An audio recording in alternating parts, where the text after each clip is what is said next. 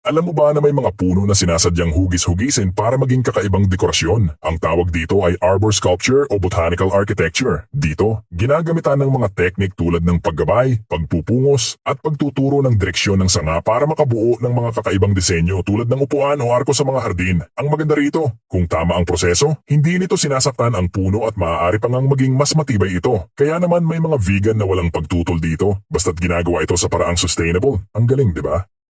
Grabe! Alam mo bang sa presyong mabibili mo ang 1 litro ng gasolina sa New York, makakakuha ka ng 30 litro sa Iran? Sa ibang bansa, sobrang dami ng langis na tumatagas mula sa lupa, kaya ang iba sinusunog na lang ito. Pero saan nga ba ang pinakamurang gasolina sa mundo? Sa Venezuela, halos libreng gasolina ang meron. Dito, ang 1 litro ng gasolina ay nagkakahalaga lang ng 2 sentimo USD. Dahil napakalapit lang ng langis sa ilalim ng lupa, may mga taong hinihigop ito sa sarili nilang bakuran. Samantalang sa Hong Kong, kabaligtaran. Dito, pinakamahalang gasolina umaabot sa $3 at 39 na sentimo kada litro. Parang nagbayad ka ng 169 na litro sa Venezuela para lang sa isa rito. Kung ganito kamura ang gasolina sa Pinas, sigurado lagi kang full tank. Ano sa tingin mo?